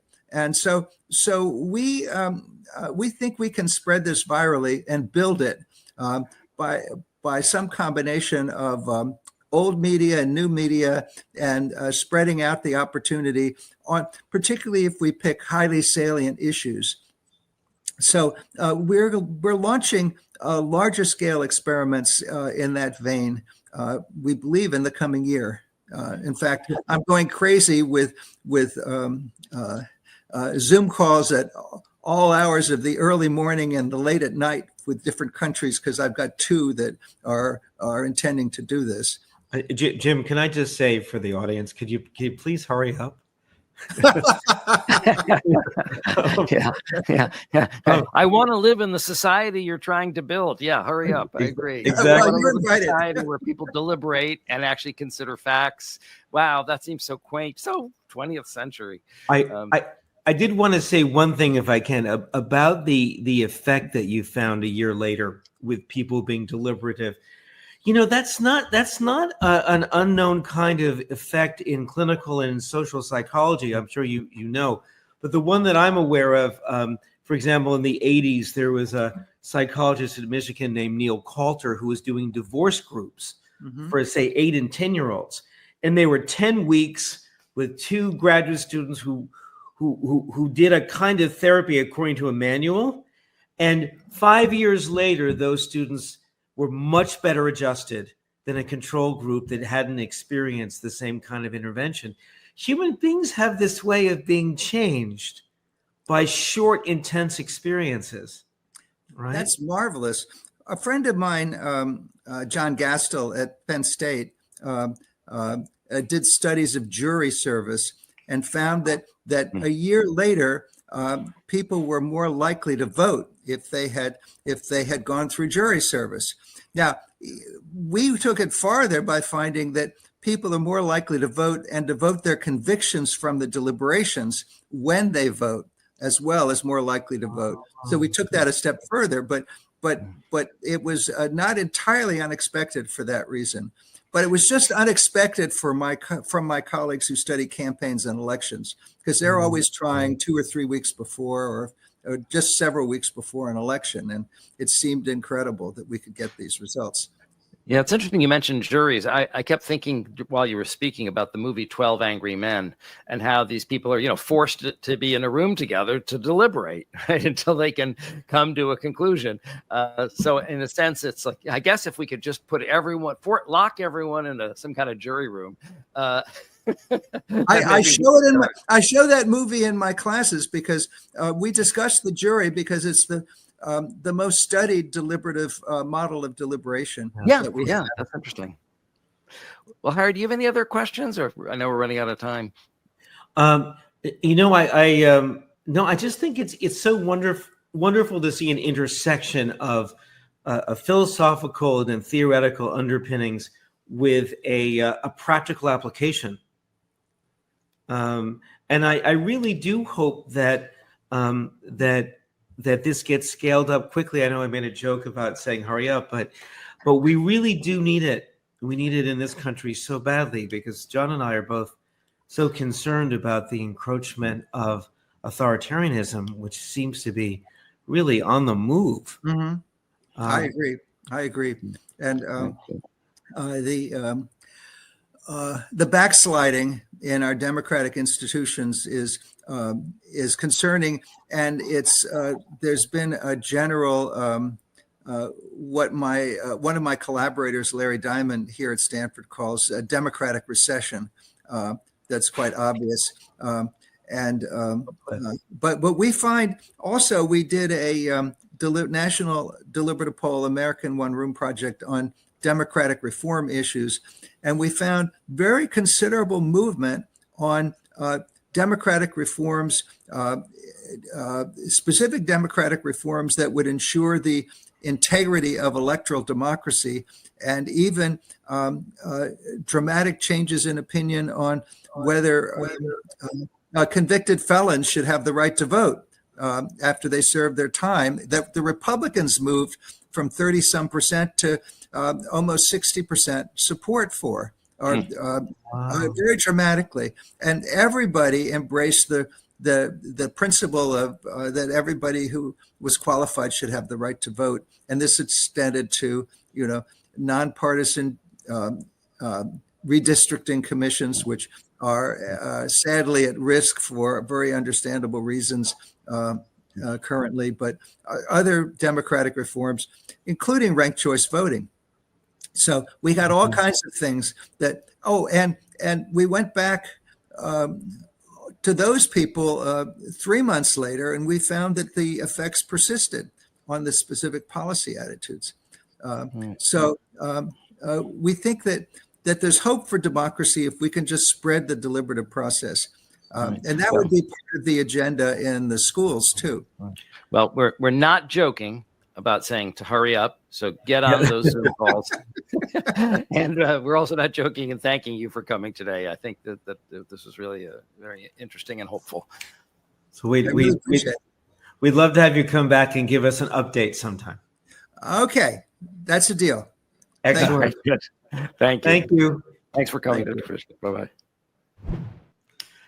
John, Plato proposed the philosopher kings, to rule the state. And every once in a while, you'll see an academic with practical political strategies, where it's not just theoretical or historical, but it's that plus an actual plan. And this one is really remarkable. This could really work. Yeah, it could really work if we could get people to participate. I mean, that's to buy into it. And of course, that's a little bit of a chicken and egg problem, right? Because the people who are the most anti-reasonable are the ones who are trying to participate in a reason exercise that would make them more reasonable. So there's a little bit of a problem there. I was interested in his going back to ancient Greece, though. For example, his historical fact about they would take a random sample, literally a random sample of 500 people and have them discuss some civic issue or decide some civic issue. It's kind of what we've learned about the wisdom of crowds, right? If you remember that game where they would try to guess something, and if you had a certain number of phone calls, you could ask the audience or you could call a friend. The audience was always right. I mean, or it had the highest percentage of being right because it's that wisdom of crowd phenomena. So, I've heard so many. My son had a bumper sticker on his car for a long time. Any functioning adult, 2020. I mean, we've managed to pick, as we've been saying in this show, a severely ill and defective individual. We've really managed to. We didn't bring our best. They're not bringing our best. We brought our worst. It's a kakistocracy, which is the government of the worst. That even if you just took random people off the street, just went to Walmart and said, "Look, guys, just talk about this, will you?" We would probably get to a better outcome than we have now. I have one thing, since you brought up your son's the bumper sticker. So I was walking the other day and a car pulled out of me and it was a Tesla. And on the back of it was a small bumper sticker that said, "Sorry, I sold my Prius." So I really liked it. Hey, John, what time is it? I think it's time for shrink wrap, Harry. What have we learned today? I've been thinking about it during the show. I think we are, as a country, and maybe also individually, we are psychologically sort of balancing on a knife's edge. Because we're at this moment where there is still freedom of expression. We can still hear Rachel Maddow. Stephen Colbert may be canceled, but he's on till next May. The newspapers are publishing freely. YouTube may have some sort of pressures to do otherwise, but really there's free expression so far. But as M. Gessen said in her powerful op-ed, video op-ed, we don't have that much time left. Yeah. And so I have this feeling like I'm really appreciating that we have some time, but I'm really frightened about how that door is closing. Yeah. And so I feel both appreciative of the freedom we still have and the vigilance that we can still put on all of the activities. But I'm also frightened for how long this will last. Yeah. I think what Gessen was talking about is almost the feeling of a noose tightening, and so, it feels loose, but it's being tightened. And by the time it gets really tight, you wonder why you didn't do more when it was loose enough that you had more freedom of action. So that really was a wake-up call. Right, that we can't just keep normalizing. That was the other thing she said that was so brilliant. Is it's natural for us to adapt. So after a while, it'll be like, they dragged those shrinking Trump guys to El Salvador. Well, what do you expect? They're loudmouths. We've all heard shut up. If I keep confabulating enough, I'll start to think I'd been in El Salvador telling jokes. But I think one thing, though, as just a bit of a caution to M. Gessen's really powerful message, which is she was in Russia, which had from the I don't know if you know this, but the Tsar had secret police. Then the Soviets had secret police. And now Putin has secret police. I mean, there is a real political, cultural history of oppression in Russia. And Gessen was just sitting in a window of about 15 years before it went away. We do have the luxury of a history of freedom, of a history of freedom of expression, of people rising up and getting angry. And that although I think we're at terrible risk, I do think that we have a little bit more room to push back before we lose our liberty. It's not as quick as Putin, but I want us all to be vigilant. But, this theme of the secret police, right? Rachel Maddow talked about that too. When you envision a dictatorship, what do you think of? You think of a secret police. Right. We're making a huge mistake by not being more outraged by these masked ICE agents. We've been saying this for weeks, right? Like, when did this become okay? When did it become okay? Never. It never became okay. But now we're just getting used to it. Okay. It's not okay. It's not American. Okay. It's authoritarian dictatorship by definition, right? If masked men who don't have to identify themselves can kidnap you off the street, throw you in an unmarked car without due process, send you where they want, not reveal to anyone that they have you or where you are. Okay. You're not living in a democracy anymore. But John, they're not coming after us. They're just coming after the evil immigrants. You know what I mean? We have nothing to be afraid of from the ICE agents. Isn't that exactly what the Nazis did? First, they just went after the Jews, right? But then they began to oppress everybody else. Exactly. And that's what they're doing. And pretty soon those masked ICE agents will be terrorizing all of us. Exactly. And so we really do have to stop it now and not fall for it. But what Gessen is saying is that, yes, we've been shocked by it, but now we're getting used to it. And that's a mistake. And yet the media is starting to look at Trump's dementia. There's some pushback. I have to tell the audience, I was interviewed by Andy Borowitz for his Substack podcast, which drops on Saturday at midnight, and we're hoping to have Andy on our show soon. And I want to give it a plug, but partly because he has a great webpage and podcast. So there are voices pushing back. They really exist. We have to keep doing it. And John is exactly right. We should be screaming about masked ICE agents every day. We should be telling this to everyone we know. We should be writing our Congress people all the time. Since when was it okay to hide behind masks? The last time it happened in this country was the KKK. And again, the Democrats are being a little bit weak here. We need to call them what they're. We need to call them, Trump's SS agents, Trump's brown shirts. We need to start labeling them as what they are, a secret police. And that's how we push back. We've got to message this as this is dictatorship. This is a secret police.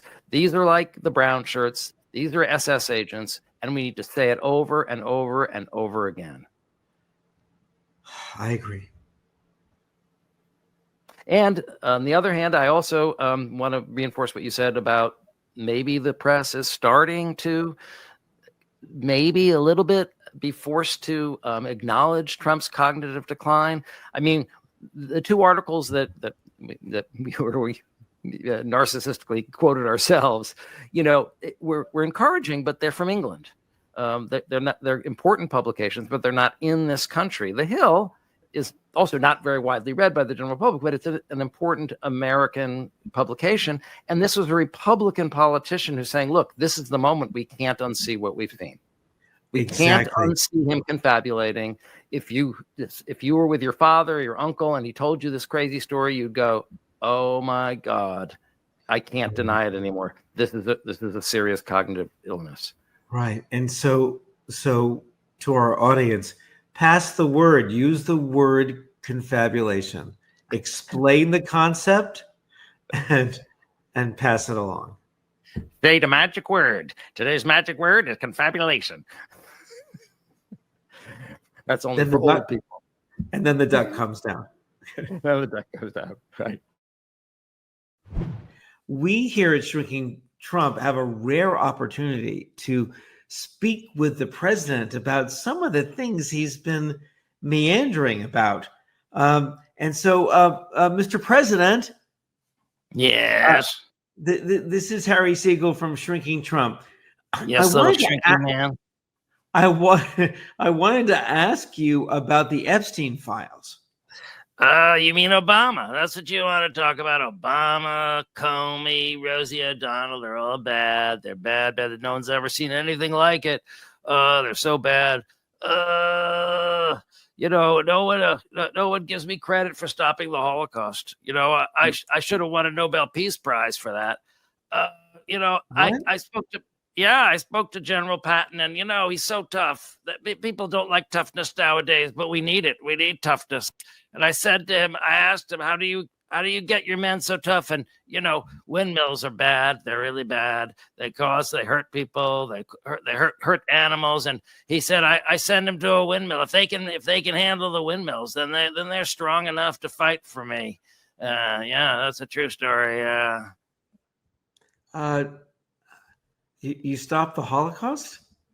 Yeah, well, people don't remember that, but I did. I said to Adolf, Adolf, stop this already, stop. And when Trump says stop, they stop and they listen. Sir, Patton died before you were born. Lies, hoax, hocus pocus, focus, lies. Wait, aren't you just making up these memories? This sounds like confabulation. Well, let me put it to you this way.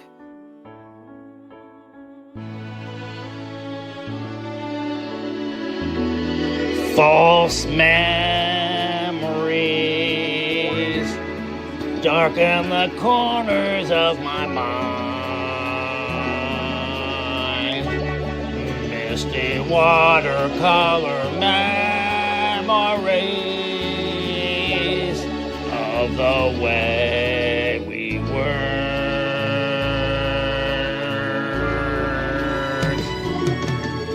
So maybe you're remembering things that didn't happen.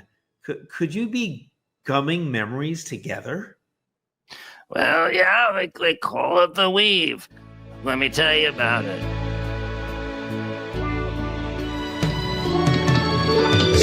scattered pictures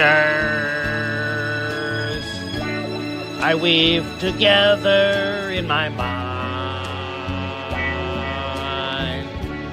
Things that never really happened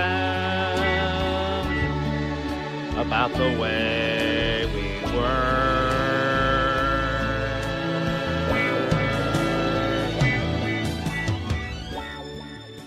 That sounds serious, sir. Serious? Well, you know, I'm actually very happy with my memories.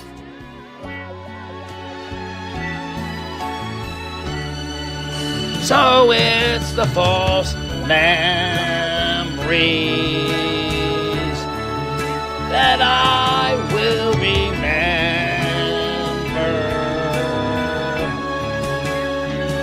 What's too hard to remember? I'll just confabulate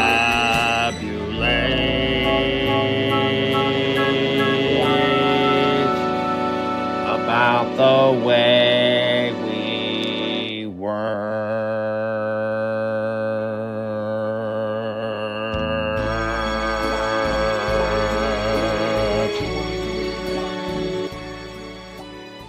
Sir, I think you need to take that cognitive screening test again. Well, you know what? I don't even feel like talking anymore. I think we should all just be swaying to the music.